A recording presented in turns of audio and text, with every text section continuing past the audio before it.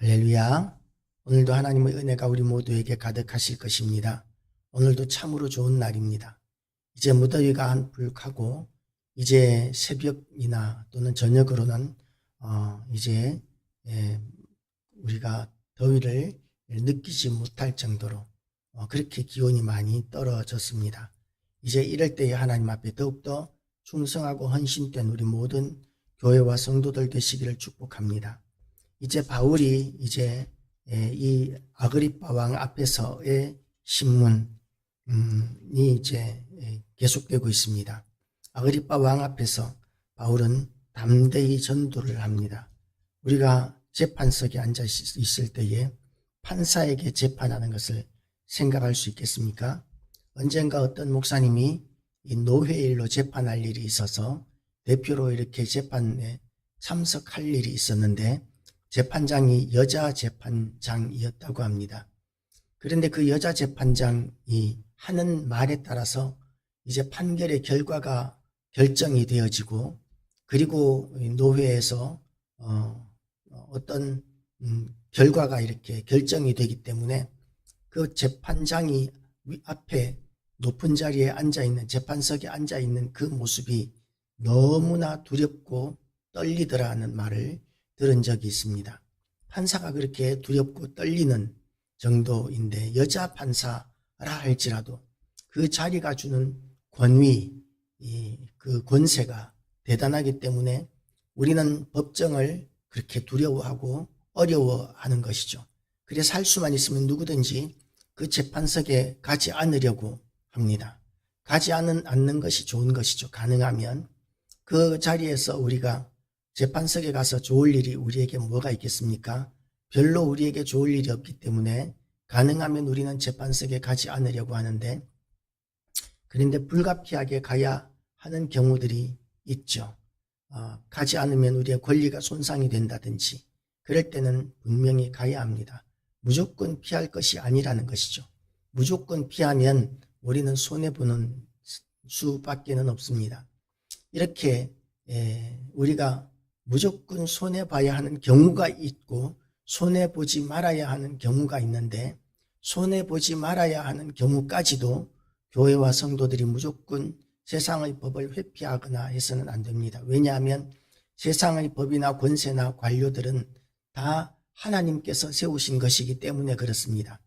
그래서 하나님께서 세우신 그 질서 안에서 우리 성도들은 투표하고, 그리고 또한 세상의 권세를 인정하고, 또한 세상의 질서를 따르고, 그것이 이제 교회와 성도들이 이 세상 안에서 교회를 유지하고 신앙생활을 하는 기본적인 방침이죠. 물론 주 안에서입니다.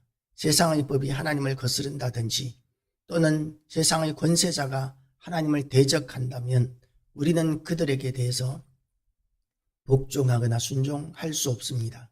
하나님을 믿지 못하게 한다거나 또는 하나님을 대적하는 그 모든 행위에 대해서 우리는 거부하고 마땅히 믿음으로 나아가야 하는 것이죠.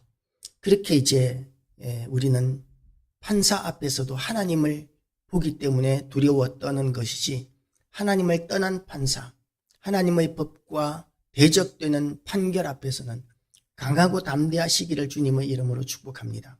바울은 지금 왕과 총독 앞에서 지금 변론하고 있습니다. 아그리빠 왕에게 지금 전도하고 있는데, 아그리빠 왕은 유대의 왕으로 이제 있는 사람이죠.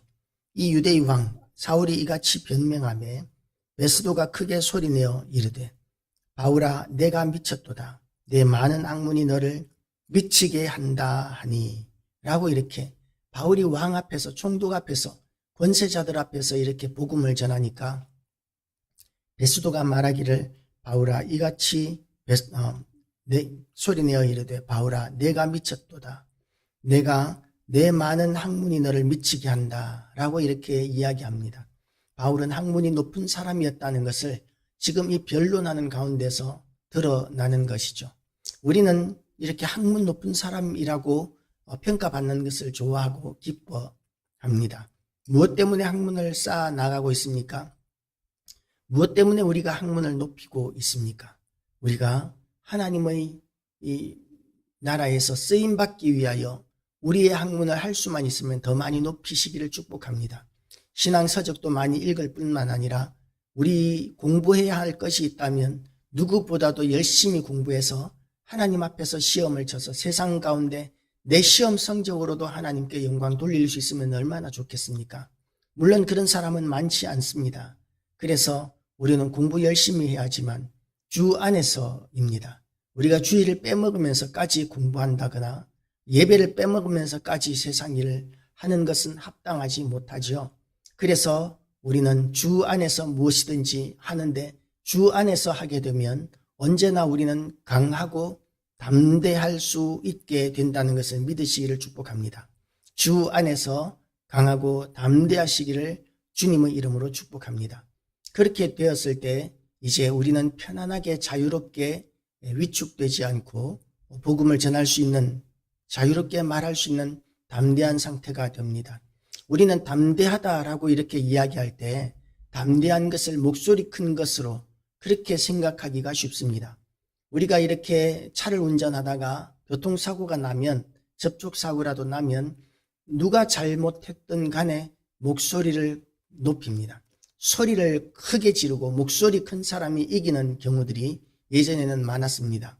왜 목소리 큰 사람이 이겼느냐 하면 목소리 큰 사람이 당당하니까, 그만큼 당당하니까 그 사람이 잘못한 게 없는가 보다라고 생각을 했던 것이죠. 그렇지만 요즘은 블랙박스라는 것이 생겨서 이제는 그전만큼 이렇게 목소리가 그렇게 큰 결정적인 요인이 되지 못하는 시대가 되었죠. 이제는 목소리 작은 사람도 살만한 세상이 되었다고 이렇게 이야기할 수 있을 것입니다. 우리 성도들은 그런 일에 목소리를 높이는 사람들이 아닙니다. 목소리를 높여야 담대해지는 사람들도 아닙니다. 성도들은 목소리는 낮을지라도 편안하게 자기 할 말을 다 할 수 있는 그런 편안함과 또한 자유로움이 바로 담대함입니다. 담대함은 목소리 큰 것이 아니라 편안하게 자유롭게 자기 할 말을 다 할 수 있는 상태, 그런 상태가 담대함이라는 것이죠. 위험이 있는데도 불구하고 떨지 않고 입이 얼지 않고 몸이 떨지 않고 그럴 수 있는, 그런데 그렇게 되기 위해서 우리가 어떻게 해야 합니까? 하나님의 성령께 붙들린 바 되어야 한다는 것이죠. 하나님의 성령께 우리가 붙들린 바 되지 않으면 우리가 우리의 의로움을, 우리의 옳음을 증명하기 위하여 우리는 소리 지를 수밖에 없고, 소리를 질러야 우리가 두려움을 극복할 수 있는 그런 수준이 되는 것입니다. 그리스도인들은 평강의 왕을 섬기는 사람들입니다. 왕 앞에서 기도할 때에도 우리는 목소리 크게 기도하는 것을 통해서 하나님의 은혜를 누리기도 하지만, 잠잠하게 하나님 앞에서 침묵하는 것을 통해서도 하나님의 임재를 느끼기도 하고, 우리의 기도가 목소리 크지 못한 사람들이라 할지라도 하나님께서는 우리의 기도를 들으시고 응답하시는 하나님이십니다. 목소리 크게 기도하면 좋은 점이 있습니다. 다른 주변의 어떤 회방이나 방해나 잡념들을 떨쳐낼 수 있습니다. 그래서 회방이나 잡념들을 떨쳐내고 하나님께 집중하기 위한 방법으로 큰 목소리로 기도하는 것, 그것도 우리의 기도를 돕는 중요한 좋은 방법입니다. 그런데 목소리를 아무리 내어도 사람들만큼 그렇게 크지 않은 그런 타고난 목소리들이 있습니다. 소리 지르면 금방 목이 쉬어버리는 그런 연약한 목을 가진 사람들도 있습니다. 목소리를 낼 수 없는 사람들도 있습니다. 그런 사람들은 소리 없이 기도하거나 작은 소리로 기도해도 하나님께서는 우리의 기도에 응답하시고 그리고 능력을 더하여 주시는 하나님이심을 믿으시기 바랍니다. 우리의 기도는 목소리가 커야만, 우리의 하나님은 목소리가 커야만 들으시는 하나님이 아니시고 우리 안에 임재하여 계시는 하나님이시기 때문에 언제 어떤 식으로 기도하든, 우리가 침묵으로 기도해도 우리 속에서 하나님 앞에 간절한 기도, 우리 속에서 우러나오는 그런 기도에 대해서도 하나님께서는 들으시고 응답하시는 하나님이십니다. 그런데 바울이 이렇게 그런 하나님, 전능하신 하나님 앞에서 기도하는 사람이었기 때문에 지금 세상의 왕이나 총독이나 권세자들은 지금 아무것도 아닌 것으로 그렇게 여길 수 있는 것이죠. 하나님을 하나님으로 여길 수 있는 믿음이 먼저 우리에게 필요합니다. 우리가 기도하면서 하나님을 아주 우습게 아는 사람들이 있습니다. 나는 하나님과 친밀하니까 그러니까 이제는 하나님에 대해서 함부로 해도 돼. 절대로 그래서는 안 됩니다. 하나님과 우리와의 관계는 친밀한 관계여야 하기는 하지만 하나님께 대한 경외감을 우리는 언제나 잃지 말아야 합니다. 아무리 신앙생활을 오래 하고 아무리 교회에서 직분이 높아진다 할지라도 하나님은 우리의 경외를 받으셔야 하는 분이시지, 우리가 교회를 오래 다니고 우리의 직분이 높아진다고 해서 하나님께 대하여 우리가 함부로 이야기할 수 있는 사람은 아무도 없습니다. 우리는 하나님 앞에서 언제나 겸손함을 유지할 수 있어야 하는 것이죠. 그렇게 하나님을 두려우신 분인 줄 알고 하나님 앞에서 기도하는 사람들은 세상의 권세 앞에서는 강하고 담대할 수 있습니다. 왜냐하면 지존하신 하나님 앞에서 하나님을 만난 경험이 있는 사람에게 세상의 권세나 지위나 이런 것들은 사실 아무것도 아닌 것으로 여길 수 있기 때문에 그렇습니다. 우리가 강하고 담대함을 누리시기를 주님의 이름으로 축복합니다. 그래서 이 바울이 이렇게 강하고 담대함으로 이 왕들 앞에서 설득력 있게 왕과 총독 앞에 복음을 전하는 일을 할 수 있었던 것이죠. 그러니까 베스도가 뭐라고 이야기합니까? 바울아, 내가 미쳤도다 라고 이렇게 이야기합니다. 우리는 이런 말을 들어본 적이 있을지 모르겠습니다. 미치지 않으면 미치지 못한다 라는 말이죠. 그러니까 무슨 일에든지 미치지 못하면 꿈에 미치지 못한다, 목표에 미치지 못한다 라는 이야기입니다. 세상에서 위대한 일을 한 사람들의 대부분은 다들 자기 일에 미친 사람들이었습니다. 그 교회를 부흥시킨 많은 사람들이, 목사님들이 교회 일에 미친 사람들이었습니다. 위대한 신앙인들의 대부분들이 다 자기 신앙에 미친 사람들이었습니다. 위대한 전도자의 대부분이 복음에 미친 사람들이었습니다. 우리는 미치지 않으면 미치지 못한다는 말을 우리가 들으시기를 축복합니다. 우리가 다시 받아들이시기를 축복합니다. 미쳐야 미칩니다.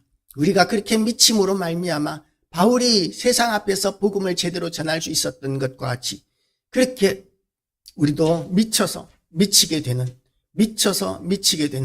그런 영광스러운 자리에 우리도 올라가게 되시기를 축복합니다.